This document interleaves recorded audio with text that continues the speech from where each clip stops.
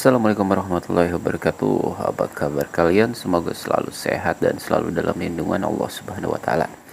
Bicara tentang statistika nih ya. Jadi sebenarnya statistika itu dibedakan menjadi dua, yaitu statistika deskriptif dan statistika inferensial. Adapun pengertian dari statistika deskriptif adalah statistika yang digunakan untuk menggambarkan data atau menganalisis suatu hasil penelitian, tetapi tidak digunakan untuk generalisasi. Untuk materi statistika deskriptif ini sebenarnya sudah kalian dapatkan sejak SMP, di mana di sana kalian mendapatkan ukuran pemusatan data, ukuran letak data, dan ukuran penyebaran data. Sementara untuk statistika inferensial, dia adalah statistika yang digunakan untuk menganalisis data sampel dan hasilnya akan digeneralisasikan. Jadi penekanan kita di sini adalah pada materi statistika inferensial. Adapun submateri yang nantinya akan kita bahas adalah tentang variabel acak, distribusi probabilitas diskrit, distribusi binomial, dan distribusi normal. Nah, untuk pembahasan pertama ini kita hanya akan membahas fokus pada variabel acak atau random variable.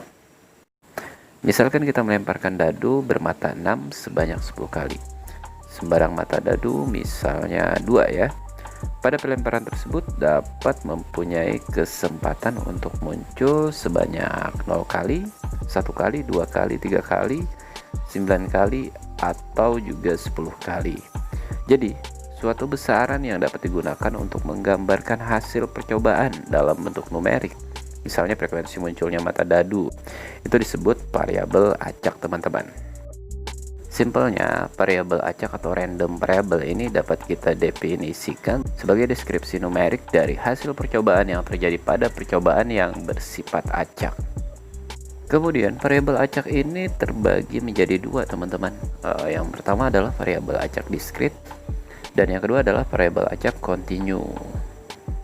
Nah, untuk variabel acak diskrit teman-teman, dia mempunyai ciri. Cirinya adalah mempunyai ruang sampel terhingga atau tercacah. Kemudian hasilnya juga berupa bilangan bulat. Jadi perlu digarisbawahi ini ya. Hasilnya berupa bilangan bulat. Kita misalkan aja banyaknya siswa yang menggunakan kendaraan roda 2 ke sekolah. Kemudian contoh lainnya adalah banyak rumah yang mempunyai bel atau banyak ikan nila yang ada di Sungai Martapura. Kemudian untuk variabel acak kontinu, dia memiliki ciri mempunyai ruang sampel tak hingga teman-teman, dan hasilnya berupa bilangan real gitu. Adapun contohnya adalah misalnya volume susu yang dihasilkan sapi perah di suatu peternakan. Kemudian tinggi siswa yang berkisar antara 150 cm sampai 165 cm. Dan juga contoh yang lainnya adalah berat setiap butir kelapa pada sebuah pohon kelapa. Jadi hasilnya berupa bilangan real. Oke, biar lebih jelas lagi tentang variabel acak dan jenisnya tadi nih ya, kita ambil aja dua buah contoh nih teman-teman. Yang pertama misalnya ya, perhatikan pernyataan berikut. 1. Untuk mengetahui berapa banyak curah hujan selama 24 jam di kota Jakarta, digunakan alat penangkar hujan yang dapat menampung sampai dengan 200 ml. Yang kedua adalah untuk menyelidiki ketahanan lampu LED tipe baru. Lampu dinyalakan terus-menerus sampai putus. Nah, sekarang tentukan untuk masing-masing pernyataan tersebut. A. Identifikasi variabel acak dalam pembicaraan. Yang B. Tentukan nilai yang mungkin untuk setiap variabel acak. Dan yang C, tentukan apakah setiap variabel acak tersebut kontinu atau diskrit. Baik, langsung aja teman-teman kita coba selesaikan ya. Oke, untuk pernyataan yang pertama tadi adalah untuk mengetahui berapa banyak curah hujan selama 24 jam di kota Jakarta. Digunakan alat penangkar hujan yang dapat menampung sampai dengan 200 ml. Nah, jadi untuk pertanyaannya adalah yang A, identifikasi variabel acak dalam pembicaraan. Jadi yang menjadi variabel acak dari pernyataan pertama ini adalah tentunya volume curah hujan teman-teman. Kemudian untuk pernyataan pertama dan pertanyaan yang B, tentukan nilai yang mungkin untuk setiap variabel acak. Nah, jadi dari pernyataan satu itu nilai yang mungkin adalah, dia kan tadi maksimalnya adalah 200 ml teman-teman. Berarti Nilai yang mungkin untuk setiap variabel acaknya adalah 0 ml sampai dengan 200 ml. Kemudian yang C, untuk pernyataan yang pertama teman-teman.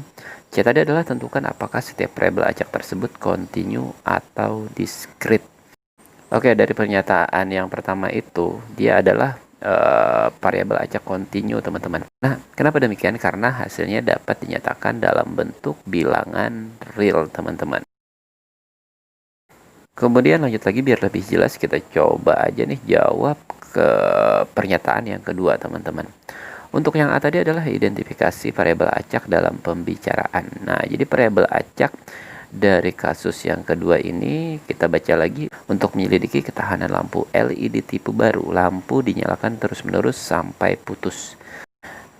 Nah, sehingga di sini dapat kita simpulkan yang menjadi variabel acaknya adalah ketahanan lampu LED teman-teman. Nah, kemudian untuk yang B, tentukan nilai yang mungkin. Nilai yang mungkinnya untuk setiap variabel acaknya adalah pastinya lebih dari sama dengan 0 jam teman-teman. Kemudian untuk dia variabel acak diskrit atau kontinu dari pernyataan 2 ini, tentunya dia adalah variabel acak masih kontinu teman-teman, karena hasilnya dapat masih dinyatakan dalam bentuk bilangan real gitu. Kemudian kita lanjut lagi ke contoh soal nomor 2 nih teman-teman ya. Pertanyaannya adalah tentukan setiap variabel acak berikut dia diskrit atau kontinu teman-teman. Untuk yang pertama adalah banyaknya peserta yang gagal dalam tes penerimaan di suatu perguruan tinggi. Ini mungkin kita langsung jawab aja ya teman-teman. Banyaknya peserta yang gagal dalam tes penerimaan di suatu perguruan tinggi ini, dia adalah variabel acak diskrit karena peserta ini tentunya dapat dinyatakan dalam bentuk bilangan bulat teman-teman. Kemudian yang kedua adalah rentang waktu kedatangan antar bus di sebuah halte.